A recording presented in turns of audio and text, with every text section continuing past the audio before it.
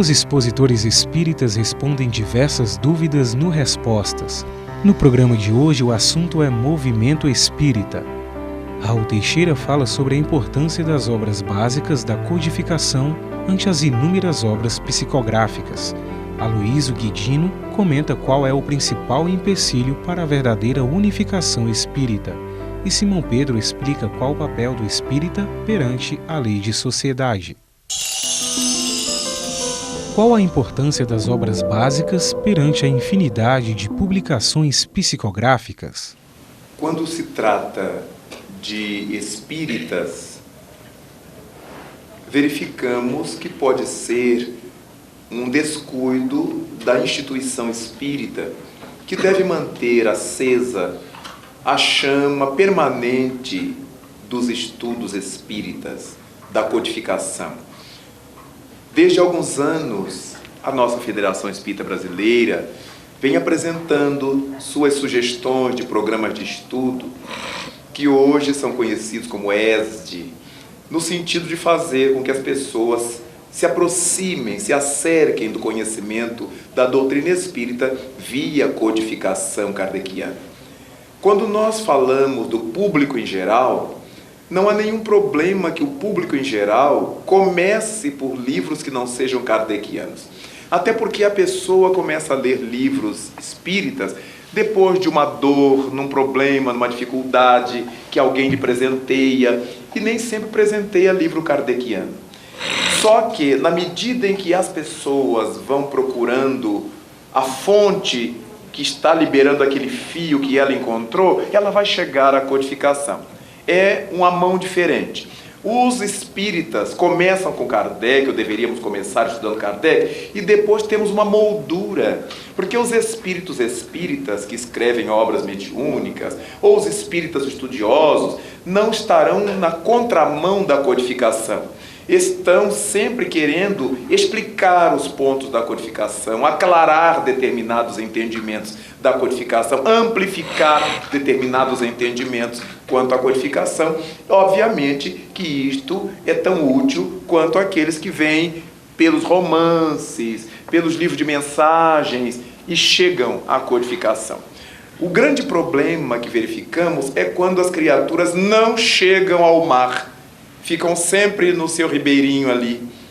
Elas não gostam de avançar, elas querem ficar com aquele paliativo, e aí vão encontrar quase sempre literatura de mau gosto, literatura que não responde de fato, literatura que não explica realmente, de modo que há espaço para toda boa literatura no nosso movimento.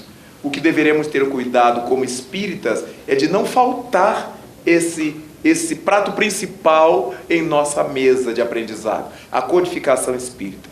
Nenhuma casa espírita pode prescindir da codificação kardeciana. Nenhum espírita pode prescindir da codificação kardeciana. Nada obstante, se os espíritos do Senhor estão trazendo esse manancial maravilhoso, seja por meio da mediunidade do Divaldo, seja por meio da mediunidade de Chico Xavier, seja por meio da mediunidade de Ivone Pereira, nós não encontramos nessas obras nada que não seja o substrato, o conteúdo retirado, calcado, apoiado na codificação kardeciana. O que, por sinal, nos indica que a obra é espírita. Não importa se ela for mediúnica ou por autor encarnado. Se ela não tiver suas sapatas fincadas na codificação, ela será uma obra espiritualista, mas não acatará aos princípios da doutrina espírita. Qual o maior empecilho entre os espíritas para a verdadeira unificação?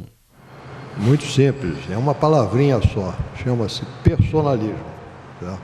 Nós ainda raciocinamos com cada um de nós o que nós achamos, como nós queremos que os outros sejam, impondo muitas vezes, lutando por um ponto de vista pessoal e conduzindo as coisas de uma forma que é muito de cada um de nós. Enquanto que essa unificação, ela não é uma padronização, mas ela está em cima dessa unidade que Kardec nos coloca e de uma mente aberta. Lá no livro Obras Póstumas, naquele projeto 1868, tem uma colocação que é muito interessante, um pensamento de Kardec, quando ele nos diz que das maiores dificuldades para o Espiritismo é a falta de unidade dos seus participantes. E isto só poderá ser superado quando nós nos propusermos a discutir todos os pontos nos seus mais mínimos detalhes. Com essas palavras ele coloca: discutir todos os pontos nos seus mais mínimos detalhes, porque é pela compreensão, pelo compartilhamento desse entendimento que nós vamos trabalhar naquilo que é um dos princípios, uma das bases da doutrina dos Espíritos, que é a convergência. Então nós todos devemos cada vez mais perceber a doutrina, a sua prática, os seus caminhos que são mostrados para nós de uma maneira cada vez mais convergente. Leon Denis, quando se refere ao Espiritismo, ele não diz que o Espiritismo é a religião do futuro, mas ele diz que é o futuro das religiões. Isto é, essa convergência que nós estamos referindo e que neste processo todo, deste trabalho que nós estamos realizando, nós denominamos como unificação. Então a unificação é uma coisa muito simples. A unificação é nós falarmos, nós ouvirmos, nós compartilharmos, nós atendermos a argumentos, nós adotarmos aquilo que seja mais racional e benéfico ao grupo do qual nós participamos. Isto é unificação. E é através destas atitudes que nós vamos crescendo e vamos cada vez mais alcançando aquilo que o próprio Dr. Bezerra de Menezes, numa colocação que nós vimos hoje, no final do trabalho do PR, né? Quando estamos juntos, né? Solidários seremos união, separados seremos pontos de vista. Então essa é uma questão que nós temos também que refletir a respeito para alcançarmos a nossa proposta de convergência ou de unificação, como nós falamos.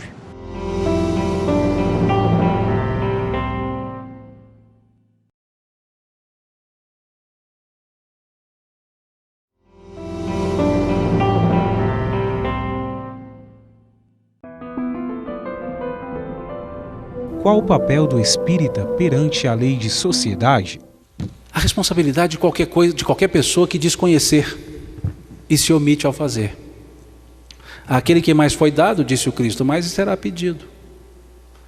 Então a responsabilidade ante tanto conhecimento é tentar vivenciar esses conhecimentos, tentar vivenciar e mostrar a própria renovação de entendimento. A responsabilidade não é pela sociedade. A responsabilidade é por nós, em primeiro momento, individualmente, pelas nossas atitudes.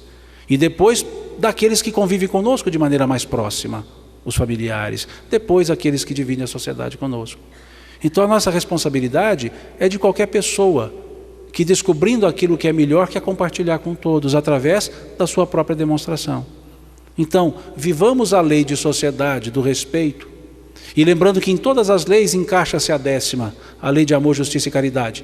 Vivamos dessa forma, e aí teremos a nossa responsabilidade sendo exercida.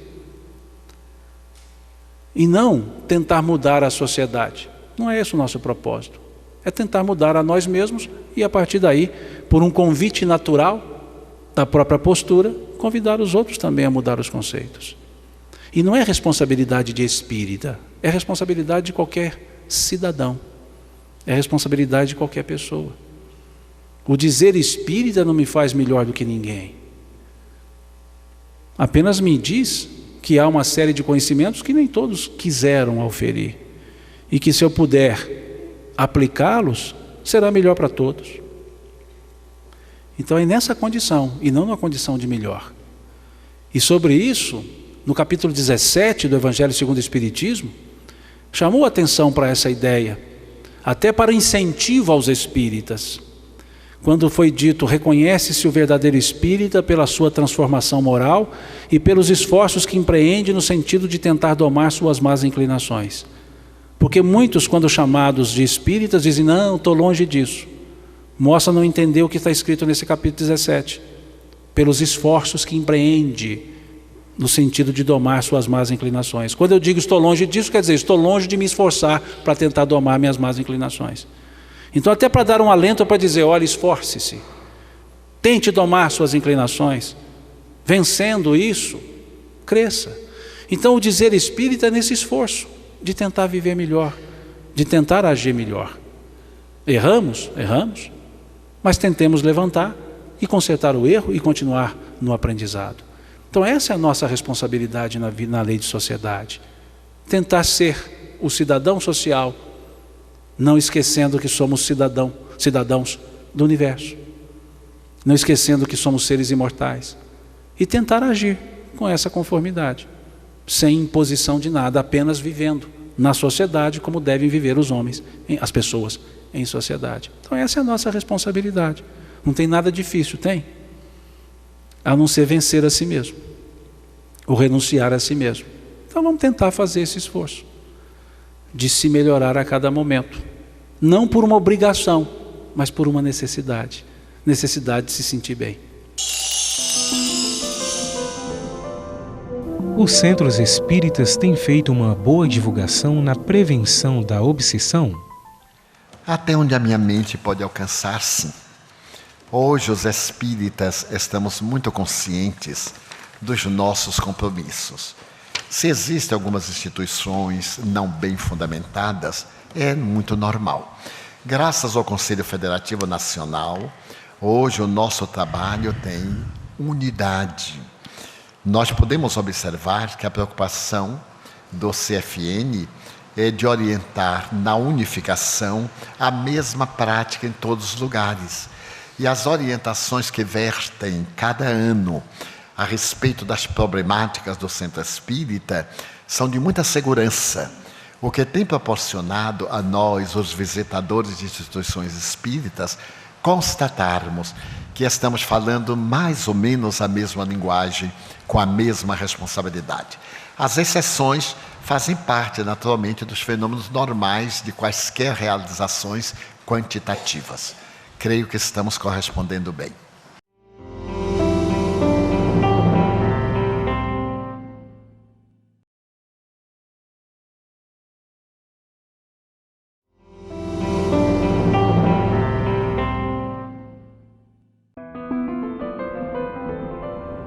Como lidar com as diferenças que destoam paralelas ao movimento espírita? Lidar com as diferenças é natural. Essa foi a ênfase que nós demos na nossa apresentação.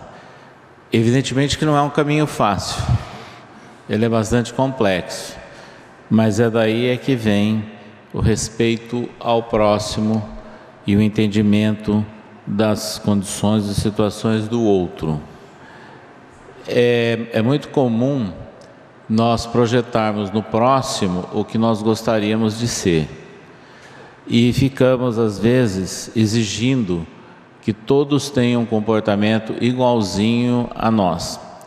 Então, a partir do momento que nós vencemos essa barreira e vemos que não é assim, e que as pessoas têm o seu tempo, têm o seu passo, têm a sua maneira de pensar e de ser que é diferente, é que nós começamos um processo de respeito mais claro entre as pessoas.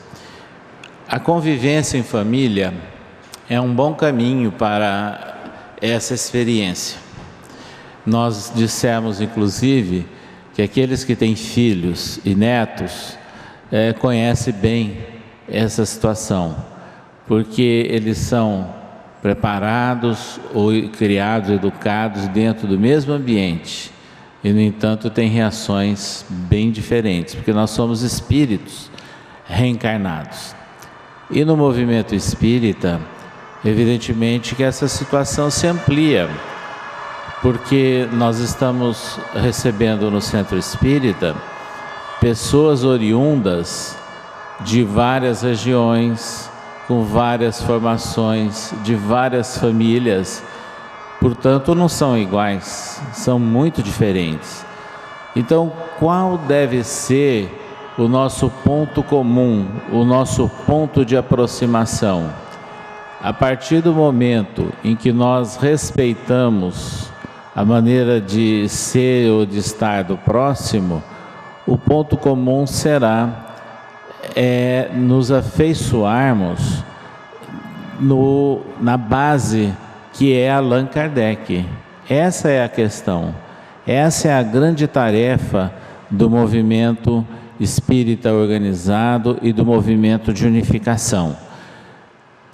É muito comum nós encontrarmos aí opiniões pessoais de encarnados e de desencarnados também, gerando palestras e livros. Hoje é muito fácil publicar um livro, porque as pessoas às vezes não querem se submeter ao conselho editorial, um comitê editorial de uma editora espírita ou não espírita.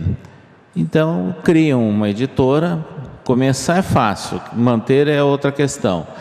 Criam uma editora e publicam os livros, muitas vezes dizendo que é em benefício desta ou daquela obra assistencial. Aí começa toda aquela cruzada, né, de distribuição e de divulgação de livros.